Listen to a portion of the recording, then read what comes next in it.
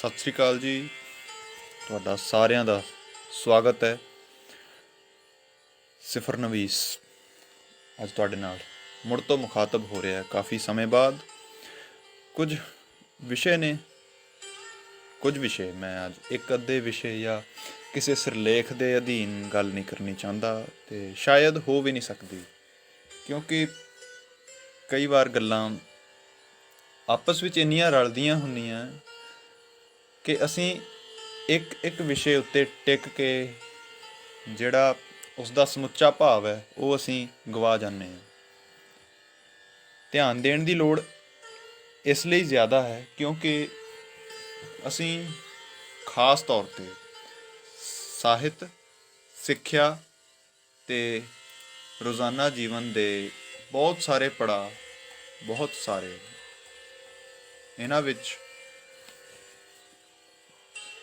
ਸਾਡੀ ਬੋਲਬਾਣੀ, ਸਾਡਾ ਰਹਿਣ ਸਹਿਣ, ਸਾਡਾ ਖਾਣ ਪੀਣ, ਸਾਡਾ ਦੂਸਰੇ ਦੇ ਪ੍ਰਤੀ ਸੋਚਣ ਦਾ ਨਜ਼ਰੀਆ, ਇਹ ਮੁੱਢਲੇ ਰੂਪ ਵਿੱਚ ਜ਼ਿਕਰਯੋਗ ਹੈ। ਪਤਾ ਨਹੀਂ ਅਸੀਂ ਇਹਨਾਂ ਗੱਲਾਂ ਨੂੰ ਕਿਹੜੇ ਦ੍ਰਿਸ਼ਟੀਕੋਣ ਤੋਂ ਜਾਂ ਕਿਹੜੇ ਪਹਿਲੂ ਤੋਂ ਦੇਖਣਾ ਪਸੰਦ ਕਰਦੇ ਹਾਂ। ਹਰ ਇੱਕ ਦਾ ਆਪੋ ਆਪਣਾ ਢੰਗ ਹੋ ਸਕਦਾ ਸੋਚਣ ਦਾ। ਵੈਸੇ ਕਹਿੰਦੇ ਆ ਕਿ ਕੁਝ ਗੱਲਾਂ ਬਹੁਤੀਆਂ ਗੱਲਾਂ ਨਾਲੋਂ ਠੀਕ ਹੁੰਦੀਆਂ ਹੋਣਗੀਆਂ,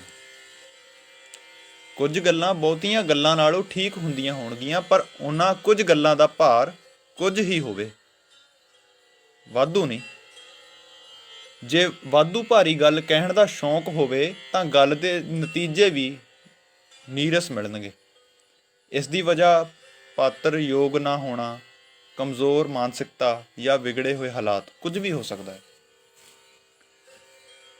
ਭਾਰੀਆਂ ਗੱਲਾਂ ਕਹਿਣ ਵਾਸਤੇ ਸਰੋਤੇ ਦਾ ਭਾਰੀ ਗੱਲਾਂ ਦੇ ਵਜ਼ਨ ਨੂੰ ਚੁੱਕਣ ਦਾ ਮਾਦਾ ਵੀ ਹੋਣਾ ਜ਼ਰੂਰੀ ਹੈ, ਅਤੇ ਹਲਕੀਆਂ ਗੱਲਾਂ ਇੰਨੀਆਂ ਵੀ ਹੋਛੀਆਂ ਨਾ ਹੋਣ ਕਿ ਹਾਸੋਹੀਣੇ ਅਸੀਂ ਬਣ ਜਾਈਏ।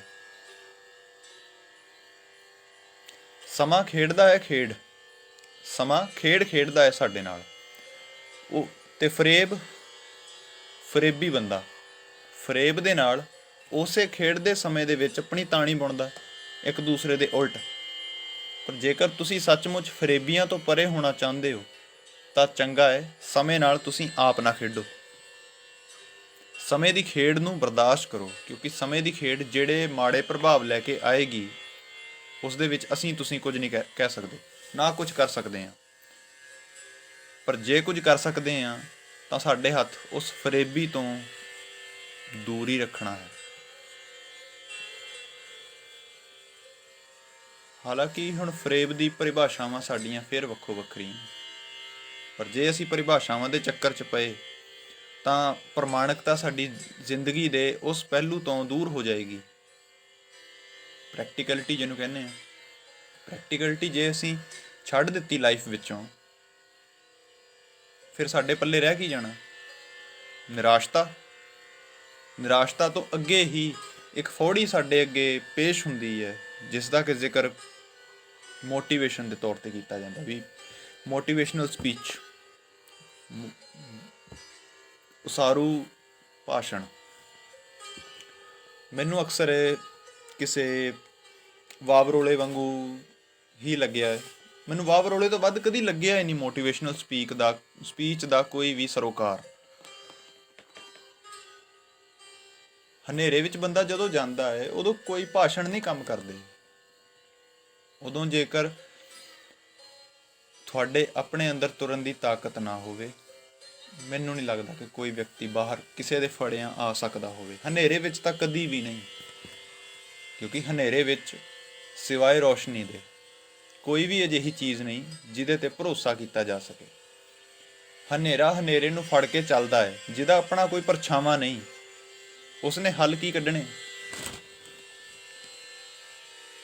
ਕਹਾਣੀ ਇੱਥੋਂ ਹੀ ਵਿਗੜਦੀ ਹੈ, ਔਰ ਕਹਾਣੀ ਵਿਗਾੜਨ ਵਾਲੇ ਅਸੀਂ ਬਹੁਤ ਹੱਦ ਤੱਕ ਦੁੱਖਾਂ ਪਰੇਸ਼ਾਨੀਆਂ ਦੇ ਸਿਰਜਕ ਹਾਂ। ਸਿਰਜੀਆਂ ਸਾਡੀਆਂ ਪਰੇਸ਼ਾਨੀਆਂ ਆਪਣੀਆਂ ਨੇ, ਔਰ ਉਸ ਦੀ ਵਜ੍ਹਾ ਜਾਂ ਅਸੀਂ ਬੇਵਜ੍ਹਾ ਸਹਾਰਾ ਬਣੇ ਆ, ਜਾਂ ਅਸੀਂ ਉਸ ਸਹਾਰੇ ਵਿੱਚ ਆਪ ਨਹੀਂ ਤੁਰ ਸਕੇ।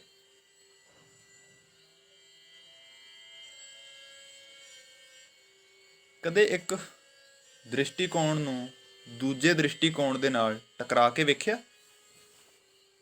ਮੈਂ ਜਿਸ ਗੱਲ ਦੀ ਭੂਮਿਕਾ ਬੰਨਣ ਜਾ ਰਿਹਾ ਹਾਂ, ਜਾਂ ਜਿੰਨੀ ਗੱਲ ਹੁਣ ਤੱਕ ਕਹੀ ਹੈ, ਉਸ ਦੀ ਨਿੱਕੀ ਜਿਹੀ ਉਦਾਹਰਣ ਦੇਣ ਲੱਗਾ, ਬਹੁਤ ਛੋਟੇ ਜਿਹੇ ਪੈਮਾਨੇ ਦੇ ਨਾਲ, ਜਿਹਨੂੰ ਤੋਲਣਾ ਤੁਹਾਡਾ ਆਪਣਾ ਕੰਮ ਹੈ। ਜਦੋਂ ਅਸੀਂ ਹਾਰਦੇ ਹੋਈਏ, ਜਦੋਂ ਅਸੀਂ ਪਿੱਛੇ ਰਹਿ ਰਹੇ ਹੋਈਏ, ਤਾਂ ਸਾਡੇ ਜ਼ਿਹਨ ਦੇ ਵਿੱਚ ਕੋਈ ਜੇਤੂ ਬੰਦਾ ਆ ਰਿਹਾ ਹੈ, ਜਾਂ ਆਪਣੀ ਪਰੇਸ਼ਾਨੀਆਂ ਦੇ ਹੱਲ ਸੋਚਣ ਦੀ ਸੋਚ ਉਪਜ ਰਹੀ ਹੈ। ਜੇ ਤਾਂ ਤੁਹਾਡਾ ਜਵਾਬ ਉਹ ਜੇਤੂ ਵਿਅਕਤੀਆਂ ਦੀ ਕਹਾਣੀਆਂ, ਦਾਸਤਾਨ, ਉਸਦੇ ਤਰੀਕੇ ਨੇ, ਤਾਂ ਮੈਂ ਦਾਅਵੇ ਨਾਲ ਕਹਿ ਸਕਦਾ, ਨਾ ਤੁਸੀਂ ਜਿੱਤ ਸਕਦੇ ਹੋ, ਉਹਦੇ ਤੱਕ ਪਹੁੰਚਣਾ ਤਾਂ ਦੂਰ ਦੀ ਗੱਲ, ਤੇ ਨਾ ਹੀ ਤੁਸੀਂ ਆਪਣੀ ਮੌਜੂਦਾ ਸਥਾਨ, ਜਿਹੜੀ ਮੌਜੂਦਾ ਹਸਤੀ ਹੈ ਤੁਹਾਡੀ, ਉਹਨੂੰ ਵੀ ਕਾਇਮ ਨਹੀਂ ਰੱਖ ਸਕਦੇ। ਘੱਟੋ ਘੱਟ ਹਨੇਰੇ ਵਿੱਚ ਜਿੱਥੇ ਖੜੇ ਹੋ, ਉੱਥੇ ਖੜੇ ਰਹਿਣਾ ਵੀ ਮਾਇਨੇ ਰੱਖਦਾ ਹੈ, ਕੋਈ ਤੁਹਾਨੂੰ ਡੁਲਾ ਨਾ ਜਾਵੇ। ਚਾਨਣ ਤੇ ਕਦੇ ਨਾ ਕਦੀ ਆ ਹੀ ਜਾਣਾ, ਰਾਤ ਕਦੇ ਟਿਕੀ ਨਹੀਂ, ਪਰ ਟਿਕੀ ਰਾਤ ਵਾਂਗੂ ਜਿਉਣ ਵਾਲੇ ਵਿਅਕਤੀ, ਬਿਆਸੇ ਜਿਹੇ, ਜਿਹੜੇ ਆਪ ਤਾਂ ਕੁਝ ਕਰ ਨਹੀਂ ਸਕਦੇ, ਦੂਸਰਿਆਂ ਨੂੰ ਭਰਮਾਉਣ ਵਾਸਤੇ ਜੇਤੂਆਂ ਦੀਆਂ ਕਹਾਣੀਆਂ ਸੁਣਾਉਂਦੇ ਨੇ। ਕਿਸ ਲਈ? ਕਿ ਉਹਨਾਂ ਨੂੰ ਇਹ ਨਹੀਂ ਪਤਾ ਕਿ ਸਾਡੀ ਪਰੇਸ਼ਾਨੀ ਦਾ ਹੱਲ ਸਾਡੀ ਪਰੇਸ਼ਾਨੀਆਂ ਦੇ ਦੁਆਲੇ ਬੈਠੇ ਵਿਅਕਤੀਆਂ ਦੇ ਘਟਾਓ ਤੇ ਜੋੜ ਦੇ ਵਿੱਚੋਂ ਹੀ ਨਿਕਲਣਾ।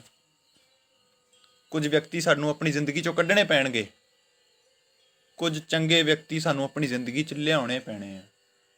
ਉਹਦੇ ਵਿੱਚ ਕੋਈ ਵੱਡੀਆਂ ਹਸਤੀਆਂ ਦਾ ਆਪਣਾ ਪੱਖ ਨਹੀਂ ਹੈ।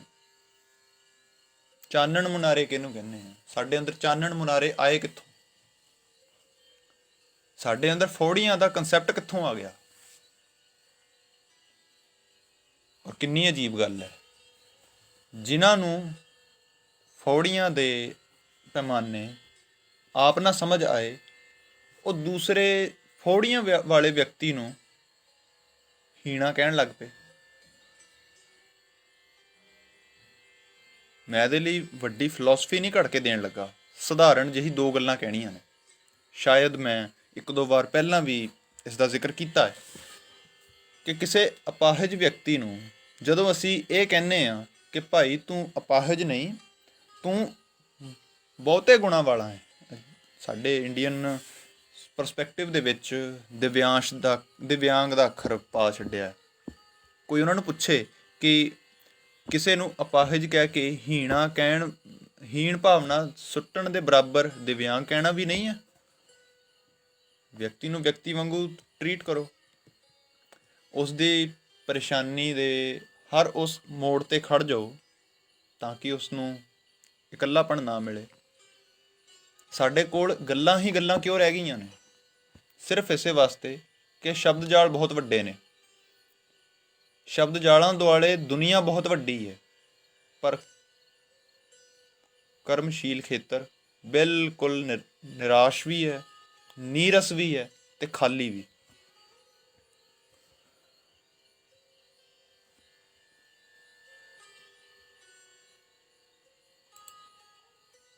ਇਸ ਖੇਡ ਵਿੱਚ ਇੱਕ ਅਗਲਾ ਪੜਾਅ ਆਉਂਦਾ ਹੈ, ਜਿਸ ਪੜਾਅ ਨੇ ਸਾਨੂੰ ਸਭ ਤੋਂ ਵੱਧ ਦੁਖੀ ਕੀਤਾ।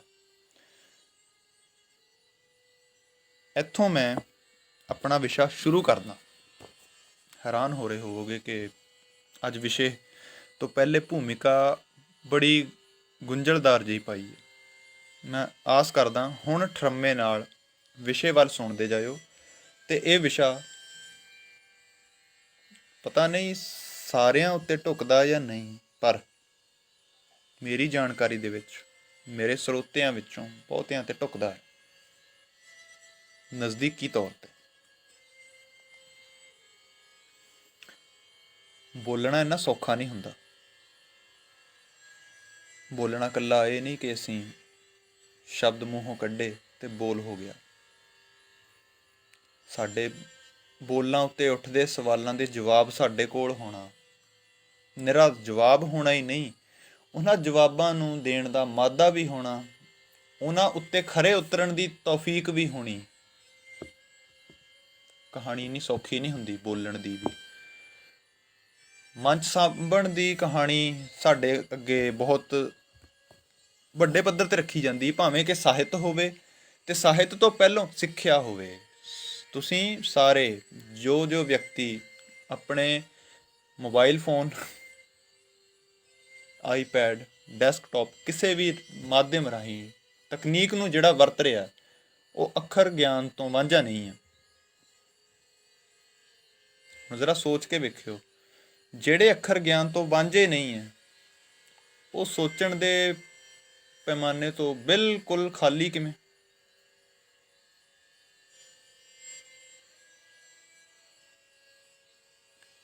ਫੌੜੀਆਂ ਦਾ ਕਨਸੈਪਟ ਮੈਂ ਕਿਸੇ ਲੰਗੜੇ ਲੂਲੇ ਦੇ ਹੱਥ ਨਹੀਂ ਦੇਖਿਆ। ਉਸ ਦੇ ਜੀਵਨ ਦਾ ਅੰਗ ਹੈ, ਉਹ ਚੱਲੇਗਾ ਉਹਦੇ ਨਾਲ। ਉਹਦੇ ਹੱਥ ਫੌੜੀਆਂ ਨਹੀਂ ਹੈ, ਉਹਦੇ ਆਪਣੇ ਪੈਰ ਨੇ। ਫੌੜੀਆਂ ਤਾਂ ਅਸੀਂ ਤੰਦਰੁਸਤ ਬੰਦੇ ਲਈ ਫਿਰਦੇ ਹਾਂ। ਸਾਨੂੰ ਜਿਉਣ ਵਾਸਤੇ ਕੋਈ ਸਹਾਰਾ ਚਾਹੀਦਾ ਹੈ, ਸਾਨੂੰ ਹੌਸਲੇ ਵਿੱਚ ਰਹਿਣ ਵਾਸਤੇ ਕੋਈ ਸਫਲ ਵਿਅਕਤੀ ਦਾ ਚਿਹਰਾ ਚਾਹੀਦਾ ਹੈ, ਸਾਨੂੰ ਸਫਲ ਵਿਅਕਤੀ ਤੱਕ ਪਹੁੰਚਾਉਣ ਵਾਸਤੇ ਦਲਾਲ ਵਿਚੋਲੇ ਚਾਹੀਦੇ ਆ। ਸਾਨੂੰ ਉਸ ਦਲਾਲੀ ਦੇ ਐਵਜ਼ ਵਿੱਚ ਦੇਣ ਲਈ ਜਿਹੜੇ ਦਾਮ ਨੇ, ਕੀਮਤਾਂ ਨੇ ਜਿਹੜੀਆਂ, ਉਹ ਪੈਸੇ ਨਹੀਂ, ਉਹ ਕੋਈ ਦੌਲਤ, ਕੋਈ ਜੇਵਰਾਤ ਨਹੀਂ, ਕੋਈ ਜ਼ਮੀਨ ਜਾਇਦਾਦ ਨਹੀਂ, ਜ਼ਮੀਰ ਚਾਹੀਦੀ ਹੈ। ਅਸੀਂ ਜ਼ਮੀਰ ਦੇ ਕੇ ਆਪਣਾ ਸੋਚਣ ਦਾ ਢਾਂਚਾ ਦਾਨ ਕਰਕੇ ਇੱਕ ਫੌੜੀਆਂ ਦੇ ਪੂਰੇ ਕਨਸੈਪਟ ਨੂੰ ਆਪਣੇ ਨਾਲ ਇੰਨਾ ਬੰਨ੍ਹ ਲਿਆ, ਸਾਡੇ ਤੋਂ ਉਹਨਾਂ ਬਿਨਾਂ ਤੁਰਿਆ ਨਹੀਂ ਜਾਂਦਾ। ਲਾਕਡਾਊਨ ਪੀਰੀਅਡ ਜਦੋਂ ਦਾ ਸ਼ੁਰੂ ਹੋਇਆ, ਉਦੋਂ ਤੋਂ ਲੈ ਕੇ ਹੁਣ ਤੱਕ ਐਜੂਕੇਸ਼ਨ ਸਟਰੀਮ, ਐਮਪਲੋਇਮੈਂਟ ਸਟਰੀਮ ਤੇ ਫਾਰਮਿੰਗ ਸੈਕਟਰ ਦੀ ਸਟਰੀਮ ਬੁਰੀ ਤਰ੍ਹਾਂ ਖਿਲਰੀ ਹੈ। ਭਾਵੇਂ ਹੁਣ ਜਿਹੜੇ ਕਿਸਾਨ ਵਿਰੋਧੀ ਜਾਂ ਆਰਡੀਨੈਂਸ ਦੇ ਵਿਰੋਧ ਵਿੱਚ ਜਿਹੜੇ ਮਸਲੇ ਉੱਠ ਰਹੇ ਨੇ, ਤੁਹਾਨੂੰ ਸ਼ਾਇਦ ਵੱਡੇ ਲੱਗ ਰਹੇ ਹੋਣਗੇ ਕਿ ਵੱਡਾ ਅੰਦੋਲਨ ਛਿੜ ਜਾਏਗਾ, ਪਰ ਮੈਂ ਦਾਅਵੇ ਨਾਲ ਕਹਿ ਸਕਦਾ ਕਿ ਨਹੀਂ, ਅਜਿਹਾ ਨਹੀਂ ਹੋਣਾ। ਕਿਉਂਕਿ ਹੱਲੇ ਵੀ ਇਸ ਵਕਤ ਜਦੋਂ ਮੈਂ ਬੋਲ ਰਿਹਾ, ਹਾਲੇ ਵੀ ਸਾਡੇ ਕੋਲ ਸਿਵਾਏ ਫੇਸਬੁੱਕ 'ਤੇ ਪੋਸਟ ਪਾਉਣ, ਟਿੱਪਣੀ ਕਰਨ ਤੋਂ ਛੁੱਟ ਕੋਈ ਇੱਕ ਰਸਤਾ ਨਹੀਂ ਹੈ। ਸੜਕਾਂ 'ਤੇ ਉਤਰਨ ਦਾ ਰਸਤਾ ਅਸੀਂ ਪਿਛਲੇ 60-70 ਸਾਲ ਤੋਂ ਅਜਾਈਂ ਰੋਲਿਆ। ਕਿਸਾਨੀ ਤੋਂ ਪਰੇ ਹੋ ਰਹੇ ਵਿਅਕਤੀ, ਗਿਣਤੀ ਵੱਧ ਹੈ ਉਹਨਾਂ ਦੀ। ਸਿੱਖਿਆ ਦੇ ਪੈਮਾਨੇ, ਸਿੱਖਿਆ ਦੇ ਢਾਂਚੇ ਬਾਰੇ ਗੱਲ ਕਰਨ ਵਾਲੇ ਵਿਅਕਤੀਆਂ ਦੀ ਭਰਮਾਰ ਬਹੁਤ ਡੂੰਘੀ ਹੈ, ਇੰਨੀ ਡੂੰਘੀ ਕਿ ਕਿਤੇ ਨਜ਼ਰ ਹੀ ਨਹੀਂ ਆਉਂਦੀ। ਅਧਿਆਪਕ ਜਿਹੜੇ, ਚਲੋ ਅਧਿਆਪਕ ਵਾਰ-ਵਾਰ ਸ਼ਬਦ ਆਪਣੇ ਨਾਲ ਜੋੜਦੇ ਨੇ ਤੇ ਸ਼ਾਇਦ ਜੋੜ ਹੀ ਰੱਖਣਾ ਚਾਹੁੰਦੇ ਨੇ, ਉਹ ਹਾਲੇ ਤੱਕ ਕੇਂਦਰ ਸਰਕਾਰ ਵੱਲੋਂ ਬਦਲੇ ਹੋਏ ਐਜੂਕੇਸ਼ਨ ਸਿਸਟਮ, ਪੂਰੇ ਐਜੂਕੇਸ਼ਨਲ ਬਿੱਲ ਨੂੰ ਪੜ੍ਹ ਕੇ, ਸਮਝ ਕੇ ਉਸ ਬਾਰੇ ਟਿੱਪਣੀ ਕਰਨ ਦੀ ਵੇਲ ਨਹੀਂ ਕੱਢ ਸਕੇ। ਕਿਉਂ? ਕਿਉਂਕਿ ਲਾਕਡਾਊਨ ਪੀਰੀਅਡ ਵਿੱਚ ਆਨਲਾਈਨ ਸਟੱਡੀ ਦਾ ਤਾਮਝਾਮ ਇੰਨਾ ਜ਼ਿਆਦਾ ਪਾ ਦਿੱਤਾ ਗਿਆ। ਤਕਨੀਕ ਸਾਡੇ ਹੱਥਾਂ ਦੀ ਹੈ ਨਾ, ਸਾਡੇ ਹੱਥਾਂ 'ਚ ਖੇਡ ਰਹੀ ਹੈ। ਜਿਵੇਂ ਫੇਸਬੁੱਕ ਚਲਾਈ ਜਾ ਰਹੇ ਹਾਂ, ਉਵੇਂ ਕਿਸੇ ਨੇ ਜ਼ੂਮ ਐਪ ਫੜਾ ਕੇ ਕਹਿ ਦਿੱਤਾ ਕਿ ਘਰ ਸਾਰੇ ਬੱਚਿਆਂ ਨੂੰ ਪੜ੍ਹਾਓ। ਇੱਕ ਲੇਖਕ ਹੋਣ ਦੇ ਨਾਤੇ ਮੈਂ ਇਹ ਗੱਲ ਵੀ ਜਾਣਦਾ ਕਿ ਟਾਈਪਿੰਗ ਅਤੇ PDF ਸਿਸਟਮ ਜਿਹਨੂੰ ਅਸੀਂ ਸਿਰਜਣਾ ਹੈ, ਜਿਹੜਾ ਅੱਜ ਛੋਟੇ ਛੋਟੇ ਬੱਚਿਆਂ ਤੱਕ ਉਹਨਾਂ ਨੂੰ ਵੀ ਫੜਾ ਦਿੱਤਾ ਗਿਆ ਹੈ, ਕੀ ਉਹਦੇ ਨਾਲ ਪੜ੍ਹਾਈਆਂ ਸਿਰੇ ਚੜ੍ਹਦੀਆਂ ਨੇ? ਇਹ ਗੱਲ ਹਰ ਉਸ ਅਧਿਆਪਕ ਕਹਾਉਣ ਵਾਲੇ ਵਿਅਕਤੀ ਨੂੰ ਵੀ ਪਤਾ ਹੈ। ਇਹ ਗੱਲ ਸਾਡੇ ਕਾਲਜੀਏਟ ਸਟਾਫ ਨੂੰ ਵੀ ਪਤਾ ਹੈ। ਹਾਲੇ ਤੱਕ ਤਾਂ ਜਿਹੜੇ ਪੋਸਟ ਗ੍ਰੈਜੂਏਟ ਸਟੂਡੈਂਟਸ ਨੇ ਉਹ ਵੀ ਆਪਣੇ ਨੋਟਸ ਕ੍ਰੀਏਟ ਕਰਨ ਲਈ ਕਿਸੇ ਦੀ ਹੈਲਪ ਤੋਂ ਬਿਨਾਂ ਤੁਰ ਨਹੀਂ ਸਕੇ। ਬਹੁਤ ਘੱਟ ਅਜਿਹਾ ਹੋਇਆ। ਅਤੇ ਜਿਹੜਾ ਸਿਸਟਮ ਸਾਡੇ ਮੂਹਰੇ ਪੇਸ਼ ਕੀਤਾ ਜਾ ਰਿਹਾ ਉਹ ਤਾਂ ਸਰਵਗੁਣ ਸੰਪੰਨ ਵਾਂਗੂ ਪੇਸ਼ ਕੀਤਾ ਪਿਆ ਵੀ ਸਾਰੇ ਬੱਚੇ ਲੈਪਟਾਪ ਔਨ ਕਰਨਗੇ, ਸਾਹਮਣੇ ਟੀਚਰ ਜੀ ਆਪਣੀ ਗੱਲ ਕਹਿਣਗੇ, ਬੱਚੇ ਸੁਣ ਕੇ ਹਾਂਜੀ ਹਾਂਜੀ ਕਰਕੇ ਉਹਨੂੰ ਨੋਟ ਡਾਊਨ ਕਰਨਗੇ ਅਤੇ ਯਾਦ ਕਰਕੇ ਅੱਗੇ ਦੁਬਾਰਾ ਤੁਹਾਨੂੰ ਡਿਲੀਵਰ ਕਰਨਗੇ।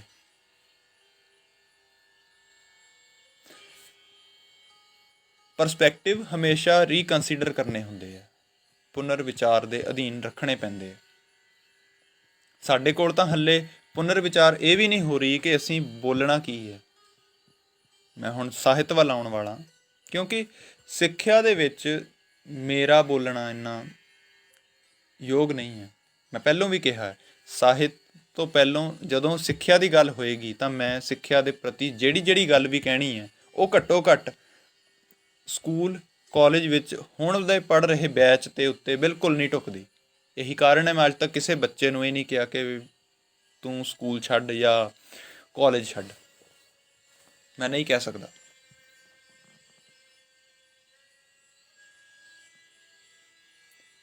ਕਰੋਨਾ ਪੀਰੀਅਡ ਵਿੱਚ ਜਿੱਥੇ ਸਿਹਤ ਦੇ ਹਾਲਾਤ ਵਿਗੜੇ ਨੇ, ਭਾਵੇਂ ਕਿ ਇਹ ਵੀ ਗੱਲਾਂ ਉੱਭਰ ਕੇ ਸਾਹਮਣੇ ਆ ਰਹੀਆਂ ਨੇ ਕਿ ਕੁਝ ਵਿਅਕਤੀ ਨਜਾਇਜ਼ ਵੀ ਮਾਰੇ ਗਏ ਆ, ਪਰ ਉਹਨਾਂ ਬਾਰੇ ਤਾਂ ਜਦੋਂ ਹਾਲਾਤ ਸਹੀ ਵੀ ਸੀ ਉਦੋਂ ਵੀ ਸਾਡੇ ਮੀਡੀਆ ਨੇ ਕਦੀ ਚਾਨਣ ਨਹੀਂ ਪਾਇਆ। ਜਦੋਂ ਕਰੋਨਾ ਕਾਲ ਨਹੀਂ ਵੀ ਸੀ ਉਦੋਂ ਵੀ ਕਿੰਨੀਆਂ ਮੌਤਾਂ ਇਹੋ ਜਿਹੀਆਂ ਹੁੰਦੀਆਂ ਹੀ ਆਈਆਂ ਨੇ। ਡਾਕਟਰ ਆਪਣਾ ਰੈਗੂਲਰ ਧੰਦਾ ਪੂਰਾ ਜ਼ੋਰ ਸ਼ੋਰ ਨਾਲ ਚਲਾ ਰਹੇ ਨੇ। ਡਾਕਟਰ ਬਲੇਮੇਬਲ ਨਹੀਂ ਨੇ ਹੁਣ ਤਾਂ ਵੈਸੇ ਵੀ ਨਹੀਂ, ਕਿਉਂਕਿ ਡਾਕਟਰ ਇਸ ਵੇਲੇ ਤੁਹਾਡੇ ਕੋਲ ਆਖਰੀ ਸਟਾਫ ਹੈ ਜਿਹੜਾ ਤੁਹਾਨੂੰ ਮੈਡੀਕਲ ਕਿਊਰੇਸ਼ਨ ਅਤੇ ਅਸਿਸਟੈਂਸ ਦੇਗਾ। ਨਵੇਂ ਸਟੂਡੈਂਟਸ ਜਿਹੜੇ MBBS ਕਰ ਰਹੇ ਨੇ ਉਹਨਾਂ ਨੂੰ ਵਲੰਟੀਅਰ ਦੇ ਤੌਰ 'ਤੇ ਵੀ ਹੁਣ ਉਤਾਰਨ ਜੋਗੇ ਨਹੀਂ, ਕਿਉਂਕਿ ਪੈਂਡੇਮਿਕ ਕਿਹਾ ਜਾ ਰਿਹਾ।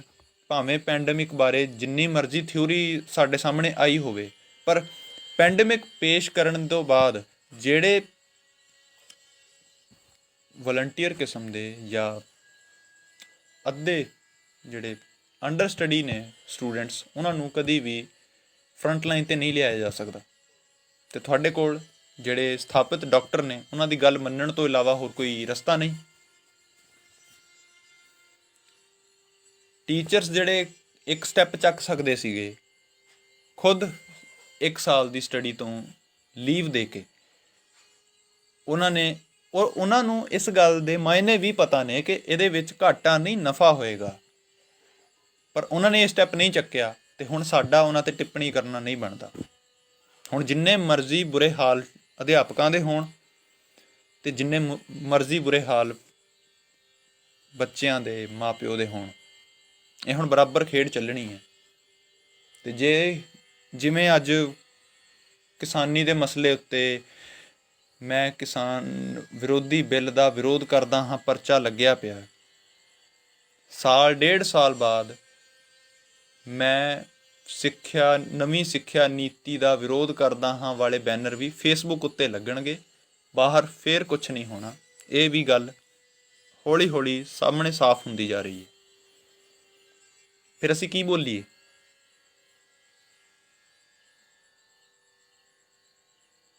ਬਹੁਤ ਵਾਰੀ ਇਸ ਗੱਲ ਦੀ ਚਰਚਾ ਵੀ ਛਿੜੀ ਹੈ ਕਿ ਸਾਨੂੰ ਨੁਕਸਾਨ ਕੌਣ ਦੇ ਰਿਹਾ? ਕੋਈ ਸਰਕਾਰ, ਕੋਈ ਵਿਚਾਰਧਾਰਾ, ਕੋਈ ਸਮੂਹ? ਨਹੀਂ, ਅਸੀਂ ਖੁਦ ਦੇ ਰਹੇ ਹਾਂ।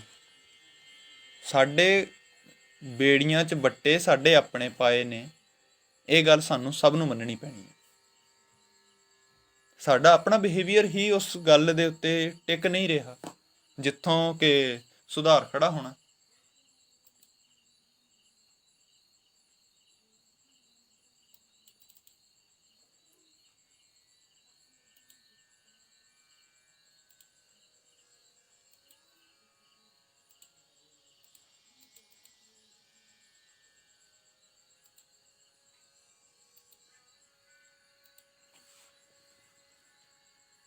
ਇੱਕ ਕਹਾਣੀ ਸੀ ਜਿਹੜੀ ਸਾਹਿਤ ਨੂੰ, ਸਿੱਖਿਆ ਦੇ ਬਾਰੇ ਬਹੁਤ ਡੂੰਘੀ ਪੜਚੋਲ ਦੇ ਵੱਲ ਤੋਰਦੀ ਸੀ। ਉਹ ਸਾਡੇ ਹੀਰੋ ਸੈਂਟਰਿਕ ਦਿਮਾਗ ਦੇ ਬਾਰੇ ਬੜਾ ਨੇੜਲਾ ਪ੍ਰਭਾਵ ਸੁੱਟਦੀ ਆਈ ਹੈ ਕਿ ਡਾਕਟਰ APJ ਅਬਦੁਲ ਕਲਾਮ ਬਾਰੇ।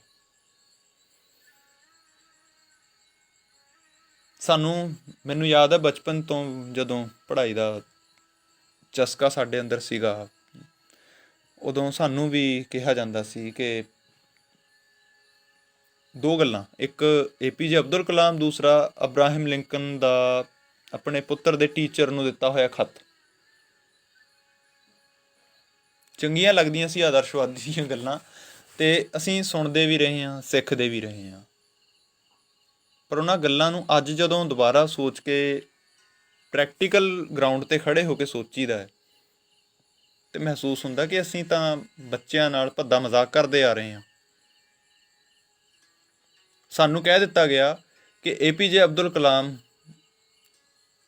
ਲਾਲਟੇਨ ਸੜਕ 'ਤੇ ਜਿਹੜੀ ਪਬਲਿਕ ਸਟਰੀਟ ਲਾਈਟ ਲੱਗੀ ਹੈ ਉਹਦੇ ਥੱਲੇ ਪੜ੍ਹ ਕੇ, ਉਹਦੇ ਥੱਲੇ ਆਪਣੀ ਪੜ੍ਹਾਈ ਸ਼ੁਰੂ ਕਰਕੇ ਉਹ ਲਗਨ, ਕਹਿਣਾ ਤੇ ਲਗਨ ਦੇ ਪ੍ਰਤੀ ਪ੍ਰੇਰਨਾ ਦੇਣੀ ਹੀ ਸੀ। ਗੱਲ ਸਿਰਫ ਇੱਥੇ ਤੱਕ ਮੁੱਕ ਜਾਣੀ ਸੀ, ਪਰ ਪ੍ਰਭਾਵ ਇਹ ਪਾਇਆ ਗਿਆ ਕਿ ਉਹ ਸਟਰੀਟ ਲਾਈਟ 'ਤੇ ਪੜ੍ਹਿਆ ਅਤੇ ਇਸ ਵਾਸਤੇ ਰਾਸ਼ਟਰਪਤੀ ਬਣਿਆ।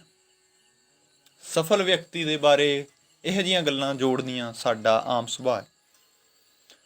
ਹੁਣ ਇਹਦੇ ਆਲੇ ਦੁਆਲੇ ਤਾਣੀ ਤਣ ਕੇ ਬੱਚਿਆਂ ਨੂੰ ਉਸ ਸਕੂਲ ਦੇ ਸਿਸਟਮ ਵਿੱਚ ਧੱਕਣ ਵਾਲੇ ਲੋਕ ਸਾਡੇ ਕਮਾਈ ਦੇ ਸਾਧਨ ਨੂੰ, ਸਾਡੀ ਜਿਹੜੀ ਰੁਜ਼ਗਾਰ ਦੀ ਨੀਤੀ ਹੈ ਉਹਨੂੰ ਸਿੱਖਿਆ ਗ੍ਰਹਿਣ ਕਰਨ ਤੱਕ ਦੇ ਟੋਟਲ ਕੰਸੈਪਟ ਤੱਕ ਬੰਨ੍ਹ ਕੇ ਰੱਖਣ ਵਾਲੇ ਲੋਕ ਕੀ ਇਹ ਦੱਸ ਸਕਦੇ ਆ ਕਿ ਜਿਹੜੀਆਂ ਡਿਗਰੀਆਂ ਤੋਂ ਬਾਅਦ ਰੁਲਦੇ ਬੱਚੇ ਵਾਪਸ ਰੁਜ਼ਗਾਰ ਵੱਲ ਆਉਣ ਲੱਗਦੇ ਆ, ਉਦੋਂ ਸਾਡੇ ਅੰਦਰ ਰੁਕਾਵਟਾਂ ਕੌਣ ਖੜੀਆਂ ਕਰ ਰਿਹਾ? ਹੈਰਾਨੀ ਦੀ ਗੱਲ ਇਹ ਨਹੀਂ ਕਿ ਅਸੀਂ ਸੁਣਾ ਕੀ ਰਹੇ ਹਾਂ ਜਾਂ ਸੁਣ ਕੀ ਰਹੇ ਹਾਂ। ਮਸਲਾ ਇਹ ਹੈ ਕਿ ਹੱਲ ਜਿਹੜੇ ਕਾਰਨਰ ਤੋਂ ਫੜ ਕੇ ਹੱਲ ਸੋਚੇ ਜਾਣੇ ਆ, ਉਹ ਗੱਲ ਸੋਚਦੇ ਹੀ ਕਿਉਂ ਨਹੀਂ?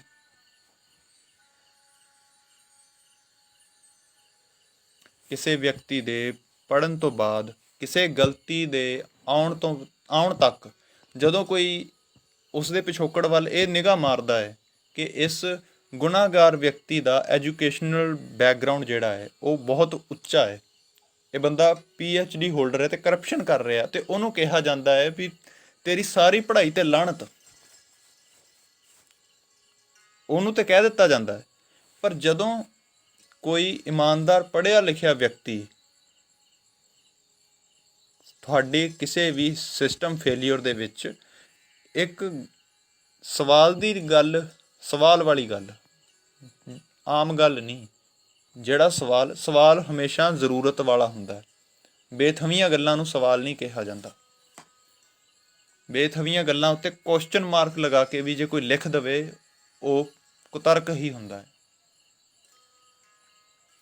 ਉਹਦੇ ਲੋੜਵੰਦੇ ਸਵਾਲ ਦੇ ਜਵਾਬ ਵਿੱਚ ਵੀ ਤੁਹਾਡੇ ਕੋਲ ਕੋਈ ਜਵਾਬ ਨਾ ਹੋਵੇ ਤਾਂ ਉਦੋਂ ਇਹ ਕਿਉਂ ਕਹਿੰਦੇ ਹੋ ਕਿ ਉਹ ਸਿੱਖਿਆ ਦੇ ਵਿਰੁੱਧ ਬੋਲੇ ਨਾ? ਉਹ ਇਹ ਕਿਉਂ ਨਾ ਕਹੇ ਕਿ ਮੈਂ ਡਿਗਰੀ ਆਪਣੀ ਸਾੜਨੀ ਹੈ?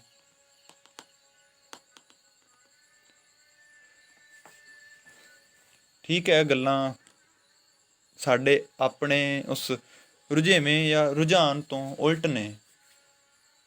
ਪਰ ਇੱਕ ਚੀਜ਼ ਦਾ ਖਿਆਲ ਅੱਜ ਵੀ ਰੱਖ ਲਿਓ ਕਿ ਸਮਾਂ ਬਦਲਦਾ ਹੈ, ਅਤੇ ਬਦਲਦੇ ਸਮੇਂ ਵਿੱਚ ਜਿਹੜੀ ਨਿਰਾਸ਼ਤਾ ਹੈ ਉਹ ਇੱਕ ਯੋਗ ਨਿਰਾਸ਼ਤਾ ਤੋਂ ਬਹੁਤ ਖਤਰਨਾਕ ਹੁੰਦੀ ਹੈ। ਜਿਹੜੀ ਨਿਰਾਸ਼ਤਾ ਸਾਡੇ ਅੰਦਰ ਸੁਭਾਵਿਕ ਰੂਪ 'ਚ ਆਉਣੀ ਚਾਹੀਦੀ ਹੈ ਉਹ ਫਿਰ ਵੀ ਸੁਧਾਰੀ ਜਾ ਸਕਦੀ ਹੈ, ਉਹ ਪਹਿਚਾਣੀ ਵੀ ਜਾ ਸਕਦੀ ਹੈ, ਅਤੇ ਉਹਦੇ ਬਹੁਤ ਸਾਰੇ ਹੱਲ ਵੀ ਦੂਜੇ ਨਾਲ ਦੇ ਰਸਤੇ ਅਲਟਰਨੇਟ ਜਿਹਨੂੰ ਕਹਿੰਦੇ ਆ ਉਹ ਲੱਭ ਹੀ ਜਾਂਦੇ ਆ। ਪਰ ਜਿਹੜੀ ਨਿਰਾਸ਼ਤਾ ਉਸ ਖਿਝ ਵਿੱਚੋਂ, ਫਰਸਟ੍ਰੇਸ਼ਨ ਵਿੱਚੋਂ ਨਿਕਲਦੀ ਹੈ, ਉਹ ਅੱਜ ਤੱਕ ਹੱਲ ਦੇ ਅੰਦਰ ਨਹੀਂ ਆ ਸਕੀ।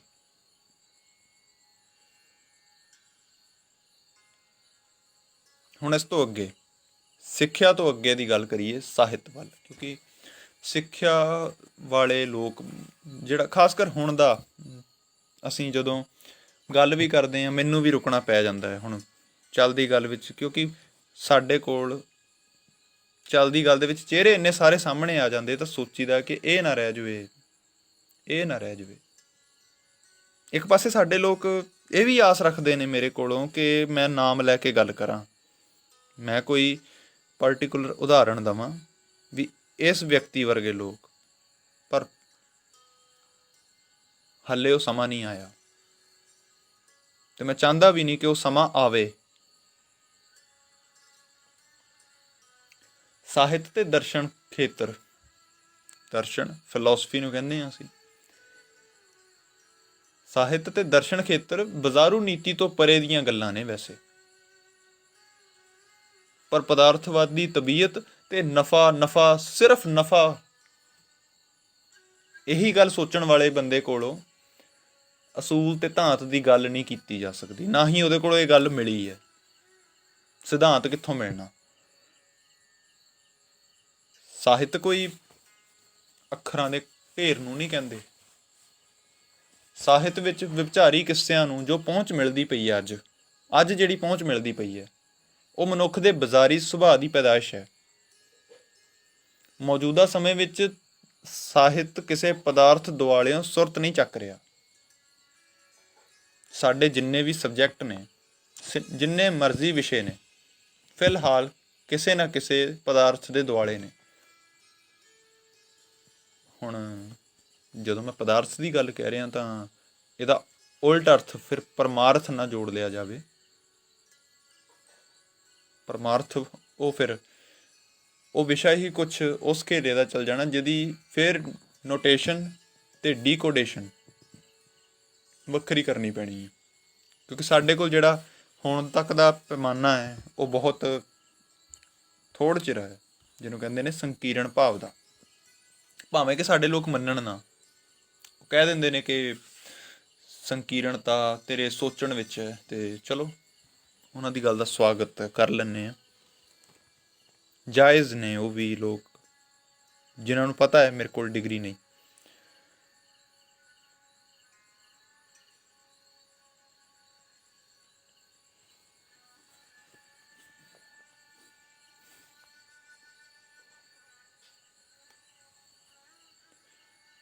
ਮੌਜੂਦਾ ਸਮੇਂ ਵਿੱਚ ਜਿਹੜਾ ਸਾਹਿਤ ਕਿਸੇ ਪਦਾਰਥ ਦੁਆਲਿਓਂ ਜਦੋਂ ਸੁਰਤ ਚੱਕ ਹੀ ਨਹੀਂ ਰਿਹਾ, ਉਦੋਂ ਅਸੀਂ ਸਾਹਿਤ ਦੀ ਸਾਰਥਕਤਾ ਕਿੱਥੋਂ ਰੱਖ ਲਾਂਗੇ? ਭਾਵੇਂ ਕਿ ਪਿੱਛੇ ਜਿਹੇ ਜਿਹੜਾ ਕਵਿਤਾ ਦਾ ਮਸਲਾ ਲੰਘਿਆ ਹੋਵੇ ਜਾਂ ਗਾਹੇ ਬਗਾਹੇ ਸਾਹਿਤਕ ਵੰਨਗੀਆਂ ਦੇ ਵਾਰ-ਵਾਰ ਦੁਹਰਾ ਦੀ ਗੱਲ ਜਦੋਂ ਚੱਲਦੀ ਆਈ ਹੈ ਵੀ ਬਹੁਤੀਆਂ ਕਿਤਾਬਾਂ ਇੱਕੋ ਜਿਹੀਆਂ ਨੇ, ਜਾਂ ਕੋਈ ਕਾਪੀਰਾਈਟ ਵਰਗੇ ਮਸਲੇ ਜਾਂ ਕਹਾਣੀ ਚੋਰੀ ਹੋਣ ਵਰਗੇ ਮਸਲੇ ਚੱਲਦੇ ਨੇ ਸਾਡੇ ਕੋਲ, ਉਦੋਂ ਕਈ ਗੱਲਾਂ ਕਹਿਣ ਦਾ ਦਿਲ ਕਰਦਾ ਹੁੰਦਾ ਹੈ ਕਿ ਜ਼ਿਆਦਾ ਤਾਂ ਨਹੀਂ ਕਹਿੰਦਾ ਮੈਂ ਹੁਣ, ਕਿਉਂਕਿ ਇਹਨਾਂ ਵਿਸ਼ਿਆਂ ਉੱਤੇ ਸਿੱਧੇ ਬਿਆਨ ਨਹੀਂ, ਬਿਆਨਬਾਜ਼ੀਆਂ ਨਹੀਂ, ਕੋਈ ਗੋਸ਼ਟੀਆਂ ਦੀ ਲੋੜ ਹੈ। ਪਰ ਸਾਡੇ ਲੋਕ ਗੋਸ਼ਟੀ ਕਰਨ ਵੱਲ ਜਾਂਦੇ ਨਹੀਂ। ਉਹਨਾਂ ਨੂੰ ਪਤਾ ਹੈ ਕਿ ਗੋਸ਼ਟੀ ਪਹਿਲੋਂ ਹੀ ਆਪਣੇ ਬਰਾਬਰ ਦੇ ਵਿਚਾਰ ਵਾਲੇ ਨਾਲ ਕਰੀਏ ਜਿਹੜਾ ਹਾਂਜੀ ਹਾਂਜੀ ਕਰ ਸਹਿਮਤ ਹੋਵੇ ਤੇ ਉਸ ਸਹਿਮਤੀ ਚੋਂ ਅਸੀਂ ਆਪਣਾ ਝੱਸ ਪੂਰਾ ਕਰੀਏ ਬਸ।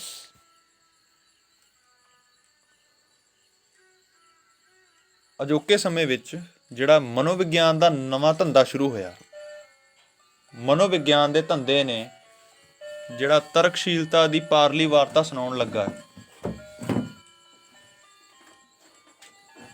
ਉਹ ਆਪਣੇ ਆਪ ਵਿੱਚ ਵਰਤਮਾਨ ਦਾ ਮਿੱਥ ਹੀ ਹੈ। ਵਰਤਮਾਨ ਦਾ ਮਿੱਥ ਆਉਣ ਦੇ ਭਵਿੱਖ ਦਾ ਧਰਮ ਬਣ ਕੇ ਉੱਭਰੇਗਾ, ਕਿਉਂਕਿ ਕਿਤੇ ਵੀ ਮਨੁੱਖੀ ਦਿਮਾਗ ਸੁਤੰਤਰ ਨਹੀਂ ਹੈ।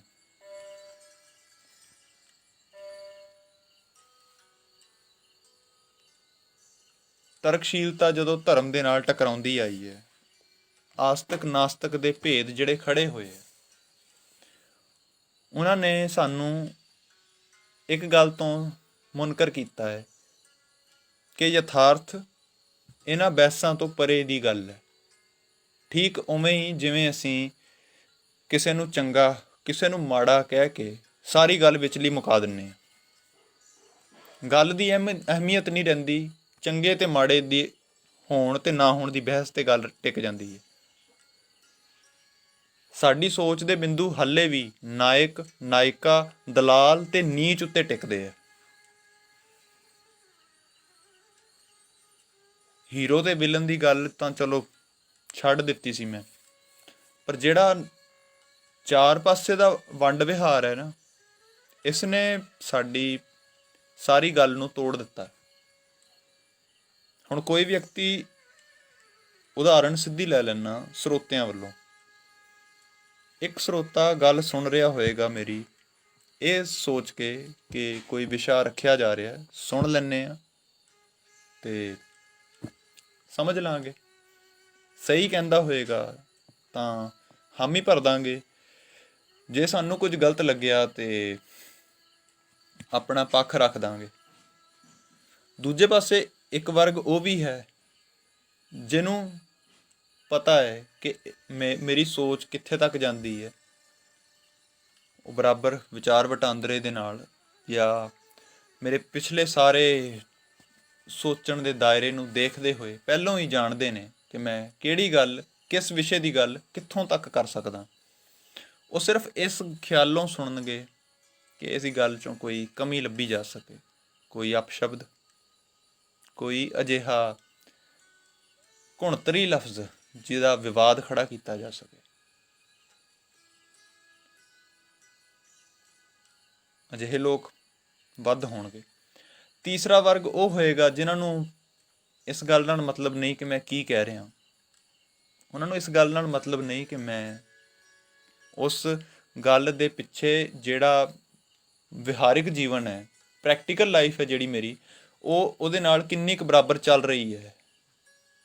ਉਹਨਾਂ ਨੇ ਸਿਰਫ ਹੱਸਣਾ ਹੈ, ਭਾਵੇਂ ਰਿਐਕਟ ਕਰਕੇ ਜਾਂ ਭਾਵੇਂ ਫੋਨ ਪਾਸੇ ਰੱਖ ਕੇ। ਇਹ ਸਾਡਾ ਵਿਹਾਰਿਕ ਟਕਰਾਅ ਹੈ ਜਿਹੜਾ ਸਾਡੇ ਹੀ ਰਹਿਣ ਸਹਿਣ ਨੂੰ ਤੇ ਸਾਡੇ ਹੀ ਬਹੁਤ ਸਾਰੇ ਉਹਨਾਂ ਸੂਖਮ ਪੱਖਾਂ ਨੂੰ ਖਤਮ ਕਰ ਰਿਹਾ, ਜਿੱਥੇ ਵਿਚਾਰਾਂ ਪਲਦੀਆਂ ਨੇ ਆਪਸ ਵਿੱਚ ਮੰਥਨ ਕਰਨ, ਜਿਹਨੂੰ ਕਹਿੰਦੇ ਹਾਂ ਅਸੀਂ। ਕਿਉਂਕਿ ਸਾਡੇ ਲੋਕ ਹੁਣ ਇਸ ਪਰੇਸ਼ਾਨੀ ਵਿੱਚ ਵੀ ਪੈ ਰਹੇ ਨੇ ਕਿ ਅਸੀਂ ਮੰਥਨ ਸ਼ਬਦ ਵਰਤੀਏ, ਪੜਚੋਲ ਸ਼ਬਦ ਵਰਤੀਏ ਜਾਂ ਰੀਕਨਸੀਡਰੇਸ਼ਨ ਸ਼ਬਦ ਵਰਤੀਏ। ਭਾਸ਼ਾ ਦਾ ਜੰਗਨਾਮਾ ਬੜਾ ਸੋਹਣਾ ਛੇੜਿਆ ਹੋਇਆ ਨਾ। ਹਾਲਾਂਕਿ ਭਾਸ਼ਾ ਦੇ ਜੰਗਨਾਮੇ ਵਾਲਿਆਂ ਨੂੰ ਬਹੁਤ ਕੁਝ ਕਹਿਣ ਦਾ ਚਿੱਤ ਕਰਦਾ, ਬਹੁਤ ਕੁਝ, ਪਰ ਸਾਡੇ ਕੱਦ ਉਹ ਨਹੀਂ ਹੈ, ਸਾਡੀ ਪਹੁੰਚ ਉਹ ਨਹੀਂ ਹੈ। ਸਿੱਖਿਆ ਬਾਰੇ ਵੀ ਮੈਂ ਹਮੇਸ਼ਾ ਤਾਂ ਬੋਲ ਸਕਦਾ ਜੇ ਮੈਂ ਹੁਣ ਤੱਕ ਸਿੱਖਿਆ ਦੇ ਨਾਲ ਜੁੜਿਆ ਹੋਇਆ। ਇਹ ਗੱਲ ਸਾਡੇ ਨਵੇਂ ਲੋਕ ਜਿਹੜੇ ਨਵਾਂ ਮੈਨੂੰ ਜਾਣਨ ਲੱਗੇ ਨੇ, ਉਹ ਨਹੀਂ ਸਮਝਦੇ। ਉਹ ਸੋਚਦੇ ਕਿ ਸ਼ਾਇਦ ਕਿਸੇ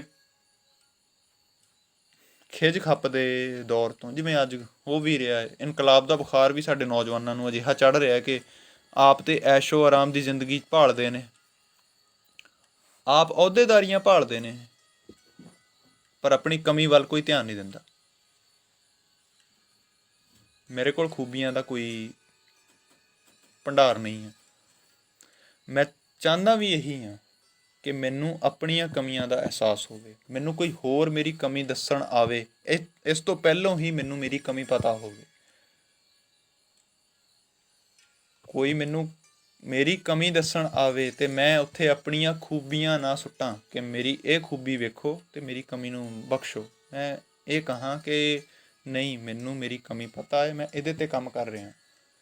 ਜਾਂ ਮੈਂ ਕਹਿ ਦੇਵਾਂ ਕਿ ਮੇਰੀ ਇਹ ਕਮੀ ਹੈ ਤੇ ਮੈਂ ਇਸ ਕਮੀ 'ਤੇ ਕੰਮ ਨਹੀਂ ਕਰ ਸਕਦਾ, ਇਹਨੂੰ ਮੇਰਾ ਖਰਾਬ ਅੰਗ ਸਮਝ ਲਓ, ਮੇਰਾ ਭੈੜਾ ਚਿਹਰਾ ਸਮਝ ਲਓ, ਜਾਂ ਮੇਰੇ ਚਿਹਰੇ 'ਤੇ ਮੌਕਾ ਹੀ ਸਮਝ ਲਓ। ਮੌਕਾ ਸ਼ਾਇਦ ਸਾਡੇ ਬਹੁਤੇ ਪੰਜਾਬੀਆਂ ਨੂੰ ਪਤਾ ਹੋਏਗਾ ਕਿ ਕਾਲਾ ਤਿਲ ਜਦੋਂ ਫੁੱਲਦਾ ਹੈ, ਮਾਸ ਦੇ ਛੋਟੇ ਜਿਹੇ ਟੁਕੜੇ ਨੂੰ ਆਪਣੇ ਨਾਲ ਲੈ ਕੇ ਛਾਲੇ ਵਾਂਗੂ ਕਾਲਾ ਲਹੂ ਦਾ ਧੱਬਾ ਜਿਹਾ ਚਿਹਰੇ 'ਤੇ ਬਣੇ ਜਾਂ ਸਰੀਰ ਦੇ ਕਿਸੇ ਵੀ ਅੰਗ 'ਤੇ, ਉਹਨੂੰ ਮੌਕਾ ਕਹਿੰਦੇ ਆ। ਸਾਡੀ ਉਹ ਕਮੀ ਜਿਹੜੀ ਸਾਡੇ ਆਪਣੇ ਸਮਰੱਥਾ ਦੇ ਘੇਰੇ ਤੋਂ ਬਾਹਰ ਹੋਵੇ, ਉਹਨੂੰ ਅਸੀਂ ਕਬੂਲ ਲਈਏ ਵੀ ਹਾਂ ਸਾਡੀ ਇਹ ਕਮੀ ਹੈ। ਘੱਟੋ ਘੱਟ ਅਸੀਂ ਇਹ ਕਹਿਣ ਜੋਗੇ ਤਾਂ ਹੋਵਾਂਗੇ ਕਿ ਹਾਂ, ਅਸੀਂ ਆਪਣੇ ਆਪ ਨਾਲ ਸਾਖਸ਼ਾਤਕਾਰ ਕਰਦੇ ਹਾਂ, ਅਸੀਂ ਆਪਣੇ ਆਪ ਨਾਲ ਬੇਈਮਾਨ ਨਹੀਂ ਹਾਂ। ਬੇਈਮਾਨ ਨਾ ਹੋਣਾ, ਇੱਥੇ ਸਾਡੀ ਬਰਾਬਰਤਾ ਦੇ ਰੌਲੇ ਦੇ ਬਹੁਤ ਝੇੜੇ ਪੈਂਦੇ ਆ। ਮੈਂ ਨਾਇਕ ਨਾਇਕਾ ਅਤੇ ਦਲਾਲ ਨੀਚ ਦੀ ਗੱਲ ਜੋੜਨ ਵੇਲੇ ਇਸ ਗੱਲ ਨੂੰ ਵੀ ਸੋਚ ਰਿਹਾ ਸੀ ਕਿ ਸਾਡੇ ਸਮਾਜ ਅੰਦਰ ਨਵੇਂ ਗੋਡਫਾਦਰ ਆਉਣੇ ਕਦੋਂ ਰੁਕਣਗੇ। ਕਿਸੇ ਵੀ ਘੇਰੇ ਵਿੱਚ, ਫੀਲਡ ਕੋਈ ਵੀ ਹੋਵੇ, ਕੋਈ ਨਾ ਕੋਈ ਸਾਨੂੰ ਅਵਤਾਰ ਚਾਹੀਦਾ। ਸਾਡੀ ਸਾਰੀ ਗੱਲ ਉੱਚਾ ਚੁੱਕਣ ਦੀ ਮੰਗ ਵੱਲ ਕਿਉਂ ਹੀ ਵੱਧਦੀ ਹੈ? ਸਾਡੇ ਮੁੱਢਲੇ ਸ਼ਬਦ ਕਿਸੇ ਵੀ ਇਨਕਲਾਬੀ ਵਿਅਕਤੀ ਲਈ ਇਹੀ ਨੇ ਕਿ ਉਸਨੇ ਨੀਵਿਆਂ ਨੂੰ ਉੱਚਾ ਕੀਤਾ। ਹਾਲਾਂਕਿ ਇਸ ਵਿੱਚ ਸ਼ੱਕ ਨਹੀਂ ਕਿ ਅਵਸਥਾ ਨੀਵੀਂ ਅਤੇ ਉੱਚੀ ਹੁੰਦੀ ਹੈ, ਪਰ ਸਾਡੀ ਤਾਂ ਵੈਸੇ ਹੀ ਆਪਾ ਵਿਰੋਧੀ ਗੱਲਾਂ ਕਈ ਨੇ। ਜਿਵੇਂ ਕਿ ਇੱਕ ਪਾਸੇ ਅਸੀਂ ਇਹ ਸਭ ਕੁਝ ਸਮਰੂਪ ਚਾਹੁੰਦੇ ਹਾਂ ਕਿ ਸਾਰੇ ਲੋਕ ਬਰਾਬਰ ਹੋਣ, ਪਰ ਉਸਦੀ ਭਿਆਨਕਤਾ ਨਹੀਂ ਸੋਚ ਰਹੇ, ਉਸਦੀ ਡੀਮੈਰਿਟ। ਇੱਕ ਚੋਰ, ਇੱਕ ਮੱਕਾਰ ਜਦੋਂ ਕਿਸੇ ਵੱਡੀ ਖਾਣ ਵਾਲੇ ਲੀਡਰ ਬਰੋਬਰ ਤੋਲਣ ਬੈਠੀਏ, ਕਿਸੇ ਭ੍ਰਸ਼ਟ ਮੱਕਾਰ ਲੀਡਰ ਦੇ ਬਰਾਬਰ ਤੋਲੀਏ, ਤਾਂ ਗੱਲ ਜੱਚਦੀ ਹੈ ਕਿ ਦੋਵੇਂ ਬਰਾਬਰ ਨੇ। ਭਾਵੇਂ ਉਹ ਥੋੜ੍ਹੀ ਆਰਥਿਕਤਾ ਵਾਲਾ ਹੈ, ਭਾਵੇਂ ਉਹ ਰਾਜ ਕਰ ਰਿਹਾ, ਪਰ ਜਿਹੜੇ ਉਹਦੇ ਗੁਣ ਨੇ ਭ੍ਰਸ਼ਟ ਤੇ ਭ੍ਰਸ਼ਟੀ ਨੇ। ਪਰ ਦੋਵਾਂ ਦੇ ਰੁਤਬੇ ਨੂੰ ਧਿਆਨ 'ਚ ਰੱਖ ਕੇ ਕੋਈ ਜੇ ਇਹ ਕਹੇ ਕਿ ਮੈਂ ਸਰਕਾਰੀ ਨਿਜ਼ਾਮ ਤੋਂ ਮਜਬੂਰ ਹੋ ਕੇ ਚੋਰੀ ਯਾਰੀ ਮੱਕਾਰੀ ਕਰਦਾ ਆਇਆ, ਪਰ ਕਿਉਂਕਿ ਮੈਨੂੰ ਬਰਾਬਰੀ ਦਾ ਹੱਕ ਹੈ ਇਸ ਲਈ ਮੈਨੂੰ ਲੀਡਰ ਬਰਾਬਰ ਬਿਠਾਓ ਜਾਂ ਮੈਨੂੰ ਲੀਡਰ ਬਣਾਓ, ਤੇ ਇੱਥੇ ਬਰਾਬਰੀ ਵਿਨਾਸ਼ ਬਣੇਗੀ। ਤੇ ਅਸੀਂ ਉਹੀ ਕਰ ਰਹੇ ਹਾਂ। ਬੜਾ ਚੰਗਾ ਹੁੰਦਾ ਜੇ ਅਸੀਂ ਇਹ ਨਾ ਕਰ ਰਹੇ ਹੁੰਦੇ, ਇਹ ਗੱਲ ਸਿਰਫ ਗੱਲ ਹੁੰਦੀ, ਪਰ ਅਸੀਂ ਕਰ ਰਹੇ ਹਾਂ। ਦੂਜੇ ਪਾਸੇ ਸਾਡੇ ਸਮਾਜ ਵਿਚਲੇ ਨਿਘਾਰ ਦੇ ਲਈ ਸਾਡੀ ਆਪਣੀ ਕੀਮਤ ਕਿੰਨੀ ਡੁੱਲੀ ਹੋਈ ਹੈ, ਸਾਨੂੰ ਨਹੀਂ ਪਤਾ। ਮਤਲਬ ਜਿਹੜਾ ਸਮਾਜਿਕ ਨਿਘਾਰ ਅਸੀਂ ਹਰ ਰੋਜ਼ ਚਰਚਾ ਵਿੱਚ ਲਿਆ ਰਹੇ ਹਾਂ, ਅਸੀਂ ਜਿਸ ਗੱਲੋਂ ਪਰੇਸ਼ਾਨ ਹੋ ਰਹੇ ਹਾਂ, ਉਹ ਪਰੇਸ਼ਾਨੀ ਦਾ ਸਬੱਬ ਸਾਡੇ ਤੋਂ ਇਲਾਵਾ ਦੂਸਰਾ ਕੋਈ ਵੀ ਨਹੀਂ। ਅਸੀਂ ਘਣਸੂਤਰੀ ਵਿਆਜ, ਕੰਪਾਊਂਡ ਇੰਟਰਸਟ ਵਾਲੇ ਕੰਮ ਬੈਂਕਿੰਗ ਤੋਂ ਜਿੰਨੇ ਵੀ ਕੀਤੇ ਆ, ਜਿਹੜੀ ਆਰਥਿਕਤਾ ਵਿੱਚ ਆਪਣਾ ਅਸੀਂ ਸਿਰ ਫਸਾਇਆ ਹੈ, ਉਸ ਦੇ ਸਿੱਟੇ ਕਿੰਨੇ ਬੇਦੋਸ਼ੀਆਂ ਨੂੰ ਭੁਗਤਣੇ ਪਏ ਨੇ ਤੇ ਪੈਂਦੇ ਰਹਿਣਗੇ, ਇਸ ਬਾਰੇ ਖਿਆਲ ਨਹੀਂ ਕੀਤਾ ਅਸੀਂ। ਕਾਰਨ ਅਸੀਂ ਬੋਲਣ ਸੁਣਨ ਦੇ ਮਸਲੇ ਵੀ ਵੰਡ ਰੱਖੇ ਆ। ਬਹੁਤ ਸਾਰੀਆਂ ਗੱਲਾਂ ਜਿਹੜੀਆਂ ਸ਼ਾਇਦ ਕਰਨਾ ਚਾਹ ਕੇ ਵੀ ਮੈਂ ਨਹੀਂ ਕਰ ਸਕਦਾ, ਮੇਰੇ ਆਪਣੇ ਦਾਇਰੇ ਨੇ ਬੋਲਣ ਦੇ, ਪਰ ਵਾਪਰ ਤਾਂ ਹਰ ਇੱਕ ਨਾਲ ਰਹੀ ਹੈ।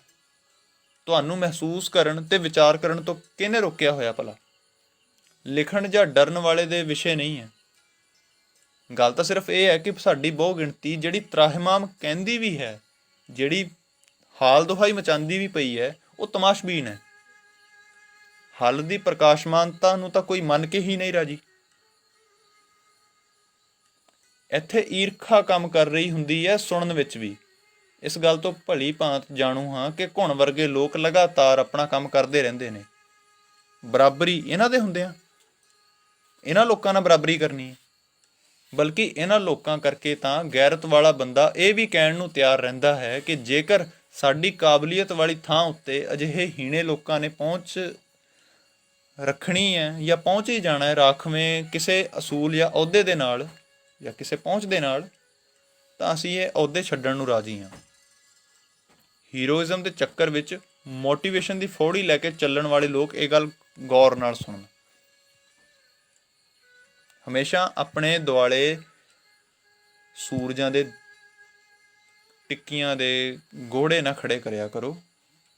ਬੜਾ ਕੁਛ ਥੱਲੇ ਹਨੇਰੇ 'ਚ ਵੀ ਪਲਦਾ ਹੈ। ਹਨੇਰੇ 'ਚ ਪਲਣ ਵਾਲੇ ਤਾਰਿਆਂ ਤੱਕ ਪਹੁੰਚ ਰੱਖ ਸਕਦੇ ਨੇ, ਪਰ ਗੱਲ ਇਹ ਹੈ ਧਰਤੀ ਛੱਡਣੀ ਪੈ ਜਾਏਗੀ ਤੁਹਾਨੂੰ। ਤੇ ਤੁਸੀਂ ਧਰਤੀ ਛੱਡਣ ਨੂੰ ਕਾਹਲੇ ਕਿਉਂ? ਧਰਤੀ ਦੀ ਜਿਉਣ ਵਾਸਤੇ, ਧਰਤੀ ਦੇ ਉੱਤੇ ਜਿਉਣ ਵਾਸਤੇ ਤੁਹਾਨੂੰ ਧਰਤੀ ਦੀ ਲੋੜਾਂ ਦਾ ਹਾਣੀ ਬਣਨਾ ਪਏਗਾ। ਧਰਤੀ ਦੀ ਲੋੜਾਂ ਕੀ ਨੇ ਉਹ ਅਸੀਂ ਸਮਝਣ ਨੂੰ ਤਿਆਰ ਨਹੀਂ।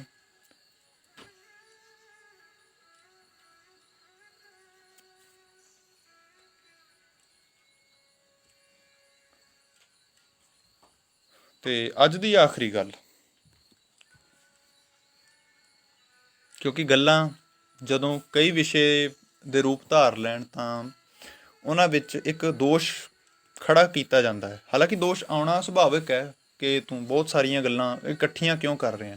ਇਹ ਵਿਸ਼ੇ ਤਾਂ ਇਕੱਲੇ ਸਾਂਝੇ ਕਰਨ ਵਾਲੇ ਨੇ, ਪਰ ਇਕੱਲੀਆਂ ਗੱਲਾਂ ਤੋਂ ਵੀ ਅਸੀਂ ਅੱਜ ਤੱਕ ਕੀ ਖੱਟਿਆ। ਕੋਸ਼ਿਸ਼ ਤਾਂ ਹੁਣ ਇਹ ਕਰਨੀ ਚਾਹੀਦੀ ਹੈ ਕਿ ਲੰਬੀਆਂ ਗੱਲਾਂ ਨਹੀਂ, ਥੋੜ੍ਹੀਆਂ ਗੱਲਾਂ ਦੇ ਵਿੱਚ ਬਹੁਤ ਸਾਰੇ ਵਿਸ਼ੇ ਲੈ ਕੇ ਆਈਏ। ਜ਼ਰੂਰੀ ਨਹੀਂ ਬੋਲੇ ਜਾਣ। ਮੈਂ ਤੇ ਲਿਖਣ ਦਾ ਹੀ ਮੁੱਦਾ ਹੀ ਹਾਂ। ਮੈਨੂੰ ਇਸ ਗੱਲ 'ਚ ਵੀ ਕੋਈ ਬਹੁਤੀ ਖੁਸ਼ੀ ਨਹੀਂ ਕਿ ਮੈਂ ਤੁਹਾਡੇ ਬਾਰੇ ਤੁਹਾਡੀਆਂ ਹੀ ਗੱਲਾਂ ਕਰਾਂ ਤੇ ਤੁਹਾਡਾ ਬਿਨਾਂ ਨਾਮ ਲਏ। ਜਿੰਨੇ ਵੀ ਮੈਨੂੰ ਸੁਣਦੇ ਨੇ, ਜਿੰਨੇ ਵੀ, ਉਹਨਾਂ ਵਿੱਚ ਬਹੁਤ ਸਾਰੀਆਂ ਗੱਲਾਂ ਸਾਂਝੀਆਂ ਨੇ। ਇਹ ਗੱਲ ਕੋਈ ਮੰਨੇ ਚਾਹੇ ਨਾ।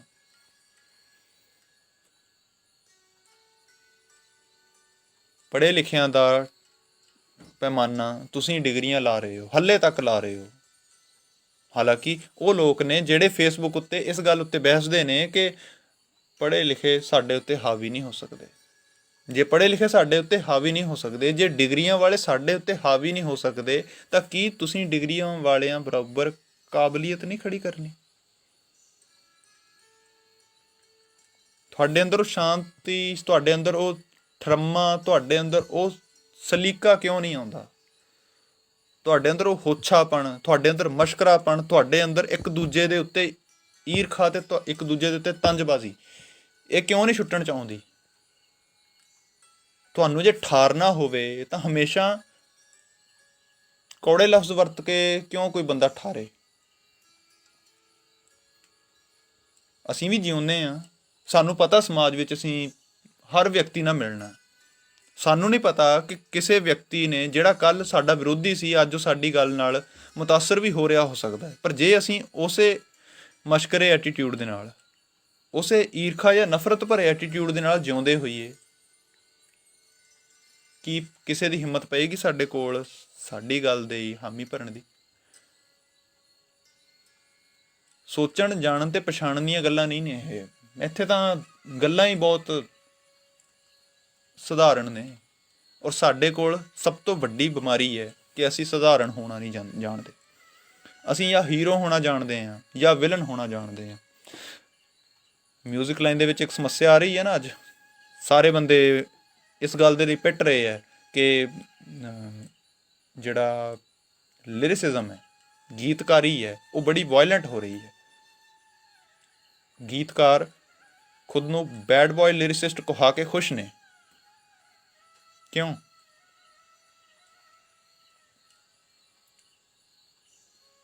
ਇੱਕ ਅਹਿਮ ਸਵਾਲ ਤੁਹਾਡੇ ਸਾਰਿਆਂ ਲਈ, ਜੇ ਤੁਸੀਂ ਜਵਾਬ ਦੇਣਾ ਖੁਦ ਨੂੰ ਚਾਹੋ ਤਾਂ। ਮੈਨੂੰ ਤਾਂ ਜਵਾਬ ਨਹੀਂ ਚਾਹੀਦੇ। ਜਦੋਂ ਤੁਸੀਂ ਕਹਿੰਦੇ ਹੋ ਕਿ ਕੁੱਤੇ ਭੌਂਕਦੇ ਰਹਿੰਦੇ ਨੇ, ਹਾਥੀ ਚੱਲਦੇ ਰਹਿੰਦੇ ਨੇ, ਤਾਂ ਕਿ ਕੁੱਤਿਆਂ ਨੂੰ ਇਹੀ ਇਖਤਿਆਰ ਹੈ ਕਿ ਤੁਸੀਂ ਭੌਂਕਦੇ ਹੀ ਰਹਿਣਾ?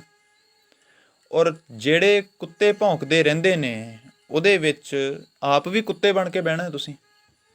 ਇਹ ਸਵਾਲ ਕੌੜਾ ਹੈ। ਇਹ ਸਵਾਲ ਕੌੜਾ ਇਸ ਲਈ ਨਹੀਂ ਕਿ ਇਹਦੇ ਵਿੱਚ ਕੁੱਤੇ ਅਤੇ ਹਾਥੀ ਦਾ ਜ਼ਿਕਰ ਆਇਆ, ਇਹ ਇਸ ਲਈ ਕੌੜਾ ਹੈ ਕਿ ਤੁਸੀਂ ਵਾਰ-ਵਾਰ ਉਦਾਹਰਣ ਹਮੇਸ਼ਾ ਕੁੱਤੇ ਅਤੇ ਹਾਥੀ ਦੀ ਦਿੰਦੇ ਹੋ। ਹੁਣ ਮੈਨੂੰ ਕੁੱਤਾ ਤਾਂ ਭੌਂਕਦਾ ਨਹੀਂ ਕੋਈ, ਬੋਲਦੇ ਵਿਅਕਤੀ ਨੇ, ਤੁਸੀਂ ਹਮੇਸ਼ਾ ਆਪ ਉਹਨੂੰ ਕਹਿ ਦਿੰਦੇ ਹੋ ਕਿ ਕੁੱਤੇ ਭੌਂਕਦੇ ਰਹਿੰਦੇ ਨੇ, ਵਿਅਕਤੀ ਨੂੰ ਤੁਸੀਂ ਕੁੱਤਾ ਆਪ ਕਹਿ ਰਹੇ ਹੋ। ਹੁਣ ਮੈਨੂੰ ਇਹ ਪੁੱਛਣਾ ਪਏਗਾ ਕਿ ਉਹਦੇ ਵਿੱਚ ਕਿਹਨੂੰ ਮੈਂ ਸ਼ਾਮਲ ਕਰਾਂ। ਇਹ ਗੱਲ ਮੇਰੇ 'ਤੇ ਵੀ ਲਾਗੂ ਹੋ ਸਕਦੀ ਕਿ ਮੈਂ ਜਦੋਂ ਕਿਸੇ ਬਾਰੇ ਬੋਲਦਾ, ਮੈਂ ਉਦੋਂ ਕਿਸੇ ਲਈ ਰੁਕਾਵਟ ਬਣ ਰਿਹਾ ਜਾਂ ਕਿਸੇ ਲਈ ਸਲਾਹਕਾਰ ਬਣ ਰਿਹਾ, ਕਿਸੇ ਦੇ ਭਲੇ ਵਾਸਤੇ ਗੱਲ ਕਰ ਰਿਹਾ ਜਾਂ ਬਿਨਾਂ ਵਜ੍ਹਾ ਦੇ ਟੌਪਿਕ 'ਤੇ ਟੁੱਚਰਬਾਜੀ। ਪੱਖ ਸਮਝੀਏ, ਤੱਥ ਸਮਝੀਏ, ਤੱਥ ਦੇ ਨਾਲ ਜੇ ਅਸੀਂ ਕੁਝ ਕਰਨ ਦੇ ਲਾਇਕ ਹੈਗੇ ਹਾਂ ਤਾਂ ਤੁਰ ਲਈਏ। ਗਲਤੀ ਜੇ ਪਹਿਲੋਂ ਕਰਦੇ ਆਏ ਹਾਂ ਤਾਂ ਗਲਤੀ ਨੂੰ ਦੁਹਰਾਈਏ ਨਾ। ਗੱਲ ਮੈਂ ਸੰਖੇਪ 'ਚ ਮੁਕਾ ਰਿਹਾ, ਪਰ ਸੰਖੇਪ ਜੋਗੀ ਨਹੀਂ ਹੈ, ਵਿਸਤਾਰ ਤੁਸੀਂ ਆਪਣੇ ਆਪ ਦੇ ਲਿਓ। ਸਾਡੇ ਆਲੇ ਦੁਆਲੇ ਗਾਲਾਂ ਵਾਲਾ ਸਮਾਜ ਬਹੁਤ ਭਰਿਆ ਪਿਆ, ਪਤਾ ਨਹੀਂ ਕੁਝ ਕਰਨ ਜੋਗੇ ਨਹੀਂ ਰਹੇ ਜਾਂ ਆਉਣ ਵਾਲੇ ਸਮੇਂ ਦਾ ਮੋਰਚਾ ਹੀ ਇਹ ਰਹਿ ਗਿਆ। ਸੋਚਿਆ ਸੀਗਾ ਕਿ ਵਿਸ਼ਾ ਵਾਰਤਕ ਹੀ ਰੱਖਿਆ ਜਾਵੇ, ਪਰ ਚਲਦੇ ਚਲਦੇ ਇੱਕ ਕਾਵ ਲਿਖ ਹੋ ਗਿਆ, ਲਿਖਿਆ ਗਿਆ। ਸੋਚਿਆ ਕਈ ਵਾਰੀ ਸੋਚ ਕੇ ਵੀ ਰੱਖ ਲਈਦਾ ਕਿ ਕਾਵ ਨੂੰ ਕਾਵ ਰਹਿਣ ਦਿੱਤਾ ਜਾਵੇ। ਅਤੇ ਸ਼ਾਇਦ ਇੱਕ ਮੇਰੇ ਲੇਖਣੀ ਦੇ ਵਿੱਚ ਦੋਸ਼ ਵੀ ਇਹੀ ਹੈ ਕਿ ਮੇਰੀ ਕਵਿਤਾਵਾਂ ਕਿਸੇ ਨਾ ਕਿਸੇ ਕੰਸੈਪਟ ਦੇ ਨਾਲ ਜੁੜੀਆਂ ਨੇ, ਨਾ ਕਿ ਬਾਹਰ ਜਾਂ ਅੰਦਰ ਵਾਪਰਦੇ ਘਟਨਾਕ੍ਰਮ ਦੇ ਨਾਲ। ਮੈਂ ਘਟਨਾਕ੍ਰਮ ਉੱਤੇ ਬਹੁਤ ਘੱਟ ਟਿੱਪਣੀ ਦਿੰਦਾ ਅਤੇ ਘਟਨਾਕ੍ਰਮ ਉੱਤੇ ਕਵਿਤਾ ਤਾਂ ਬਹੁਤ ਘੱਟ ਲਿਖਦਾ, ਬਹੁਤ ਹੀ ਘੱਟ। ਮੇਰਾ ਤਾਂ ਇਹ ਅਸੂਲ ਹੈ ਕਿ ਜੇ ਮੈਂ ਦੁਖੀ ਹਾਂ ਤਾਂ ਦੁੱਖ ਨੂੰ ਕਦੇ ਕਲਮਬੰਦ ਨਾ ਕੀਤਾ ਜਾਵੇ। ਦੁੱਖ ਨੇ ਮੁੱਕ ਜਾਣਾ, ਜੇ ਕਲਮਬੰਦ ਕਰਕੇ ਰੱਖ ਲਿਆ ਉਹ ਜਿਉਂਦਾ ਰਹਿ ਜਾਣਾ। ਉਹਨੇ ਸ਼ਾਇਦ ਮੇਰੀ ਲੇਖਣੀ ਦਾ ਤਰੀਕਾ ਬਣ ਜਾਣਾ ਉਵੇਂ ਦਾ, ਉਹਨੇ ਦੋਸ਼ ਵੀ ਬਣਨਾ ਹੈ, ਉਹਨੇ ਮੇਰਾ ਨਿਘਾਰ ਦਾ ਕਾਰਨ ਵੀ ਬਣਨਾ ਹੈ। ਹੋ ਸਕਦਾ ਕਿ ਮੇਰੇ ਪਤਨ ਦਾ ਸਭ ਤੋਂ ਪਹਿਲਾ ਕਦਮ ਹੋਵੇ।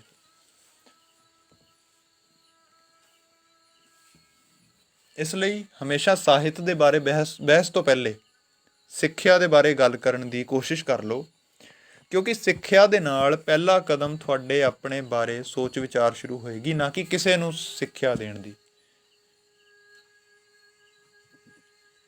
ਹੋ ਸਕੇ, ਜ਼ਰੂਰੀ ਨਹੀਂ ਗੱਲ ਮੰਨੀ ਹੀ ਜਾਵੇ, ਪਰ ਇਹ ਵੀ ਜ਼ਰੂਰੀ ਨਹੀਂ ਕਿ ਗੱਲ ਬੇਲੋੜੀ ਹੋਵੇ। ਜਾਣ ਲਓ ਤੁਸੀਂ। ਰੂੰ ਦੇ ਘੋੜੇ ਬਣ ਲਾਟ ਕਦੇ ਝੁਕਦੇ ਨਹੀਂ ਹੁੰਦੇ। ਰੂੰ ਦੇ ਘੋੜੇ ਬਣ ਲਾਟ ਕਦੇ ਝੁਕਦੇ ਨਹੀਂ ਹੁੰਦੇ, ਕੁਝ ਵਹਿਣ ਕਦੇ ਰਾਹਾਂ ਵਿੱਚ ਰੁਕਦੇ ਨਹੀਂ ਹੁੰਦੇ। ਜਿਨ੍ਹਾਂ ਵਾਸਤੇ ਖੁਦਾਵਾਂ ਵਾਲੀ ਚੋਖੀ ਭੀੜ ਹੋਵੇ, ਉਹ ਬੰਦੇ ਕਦੇ ਦੇਹਲੀਆਂ ਤੇ ਢੁਕਦੇ ਨਹੀਂ ਹੁੰਦੇ। ਜੇਰੇ ਵਾਲੀ ਗੱਲ ਸੋਚ ਕੇ ਵਿਚਾਰ ਕੇ ਤਾਂ ਵੇਖੀ, ਜਰਾ ਆਪੇ ਇੱਕੋ ਵਾਰੀ ਮਾਰ ਕੇ ਤਾਂ ਵੇਖੀ। ਜੇ ਆਪ ਹੀ ਸਜਾਉਣਾ ਮਹਿਲ ਆਪਣੇ ਚਾਵਾਂ ਦਾ, ਉਹ ਫੇ ਇੱਟਾਂ ਰੋੜੇ ਲੋਕਾਂ ਕੋਲੋਂ ਚੁੱਕਦੇ ਨਹੀਂ ਹੁੰਦੇ। ਕੂਲੇ ਕੂਲੇ ਪੱਤ ਰੇਸ਼ਮੀ ਰਿਵਾਜ਼ਾਂ ਵਾਲੇ ਚੰਦਰੇ, ਕੂਲੇ ਕੂਲੇ ਪੱਤ ਰੇਸ਼ਮੀ ਰਿਵਾਜ਼ਾਂ ਵਾਲੇ ਚੰਦਰੇ, ਹਾਇਓ ਰੱਬਾ ਲੋਕੀ ਬੂਹੇ ਲਾਈ ਬੈਠੇ ਜੰਦਰੇ। ਬੇੜੀਆਂ 'ਚ ਵੱਟੇ ਪਾਉਣੇ ਕਿਹਨਾਂ ਨੇ ਸਿਖਾਏ ਦੱਸੀ, ਕਿ ਇਹੋ ਜਿਹੇ ਕਾਰੇ ਬਹੁਤਾ ਲੁਕਦੇ ਨਹੀਂ ਹੁੰਦੇ। ਕਾਲੀ ਰਾਤ ਵਿੱਚ ਸਿਫਰ ਵੇ ਗਲੀਆਂ ਸੀ ਦਾਲਾਂ, ਕਾਲੀ ਰਾਤ ਵਿੱਚ ਸਿਫਰ ਵੇ ਗਲੀਆਂ ਸੀ ਦਾਲਾਂ, ਲੋਕੀ ਪੱਕੇ ਪਿੰਡਾਂ ਵਾਲੇ ਖਾਸੇ ਕੱਢਦੇ ਸੀ ਗਾਲਾਂ। ਜਿਹਦੇ ਸੀਨੇ ਸੁੱਚਾ ਲਹੂ ਉਹ ਤਾਂ ਡੋਲ ਦਿੰਦਾ ਰੱਤ, ਜਿਹਦੇ ਸੀਨੇ ਸੁੱਚਾ ਲਹੂ ਉਹ ਤਾਂ ਡੋਲ ਦਿੰਦਾ ਰੱਤ, ਪਰ ਸੂਰੇ ਹੋਛੇ ਬੋਲ ਮੂੰਹੋਂ ਥੁੱਕਦੇ ਨਹੀਂ ਹੁੰਦੇ। ਰੂੰ ਦੇ ਘੋੜੇ ਬਣ ਲਾਟ ਕਦੇ ਝੁਕਦੇ ਨਹੀਂ ਹੁੰਦੇ, ਕੁਝ ਵਹਿਣ ਕਦੇ ਰਾਹਾਂ ਵਿੱਚ ਰੁਕਦੇ ਨਹੀਂ ਹੁੰਦੇ। ਜੇ ਵਗਣਾ ਹੈ ਸਲੀਕੇ ਨਾਲ ਵਗੋ, ਨਾਲੀ ਦੇ ਵਿੱਚ ਗੰਦਾ ਪਾਣੀ ਬਣ ਨਾ ਵਗੋ। ਖੁਦ ਨੂੰ ਸਾਫ਼ ਰੱਖਣਾ ਕਿਵੇਂ ਹੈ, ਖੁਦ ਨੂੰ ਕਿਹਨਾਂ ਲੋਕਾਂ ਦੀ ਸੰਗਤ ਵਿੱਚ ਰੱਖਣਾ, ਖੁਦ ਨੂੰ ਕਿਹੜੀਆਂ ਮੰਜ਼ਿਲ ਦੀਆਂ ਰਾਹਾਂ 'ਤੇ ਤੋਰਨਾ ਹੈ, ਇਹਦੇ ਵਾਸਤੇ ਸਖਤ ਵੀ ਤੁਹਾਨੂੰ ਹੋਣਾ ਪਏਗਾ। ਕੋਈ ਹੋਰ ਤੁਹਾਡੇ ਇਖਤਿਆਰ ਦੇ ਘੇਰੇ ਵਿੱਚ ਜਦੋਂ ਦਖਲ ਦੇਗਾ ਤੇ ਉਹਨੂੰ ਤੁਸੀਂ ਗੁਲਾਮੀ ਕਹਿਣ ਦੇ ਆਦੀ ਹੋ। ਜੇ ਤੁਸੀਂ ਗੁਲਾਮੀ ਨਹੀਂ ਕਬੂਲਣਾ ਚਾਹੁੰਦੇ ਤਾਂ ਆਜ਼ਾਦੀ ਵਾਸਤੇ ਤਬੀਅਤ ਵੀ ਆਜ਼ਾਦ ਦਿਲ ਰੱਖੋ। ਇਹੀ ਮੇਰਾ ਅੱਜ ਦਾ ਵਿਚਾਰ ਹੈ, ਅੱਜ ਦਾ ਪੱਖ ਹੈ ਤੇ ਅੱਜ ਦੀ ਦਾਸਤਾਨ ਵੀ। ਉਮੀਦ ਕਰਦਾ ਬੁਰੀ ਜੇ ਲੱਗੀ ਹੋਵੇ ਤਾਂ ਸਮਝੀ ਵੀ ਹੋਵੇ, ਕਿਉਂਕਿ ਬੁਰੀ ਲੱਗਣ ਦਾ ਅਰਥ ਸਮਝ ਆਉਣਾ ਹੀ ਹੁੰਦਾ। ਬਿਨਾਂ ਸਮਝ ਆਏ ਕੋਈ ਗੱਲ ਬੁਰੀ ਨਹੀਂ ਲੱਗਦੀ। ਦੇਖਦੇ ਹਾਂ। ਤੁਹਾਡਾ ਸਾਰਿਆਂ ਦਾ ਹੁਣ ਤੱਕ ਜੁੜੇ ਰਹਿਣ ਲਈ ਬਹੁਤ ਬਹੁਤ ਧੰਨਵਾਦ। ਸ਼ੁਕਰੀਆ ਜੀ।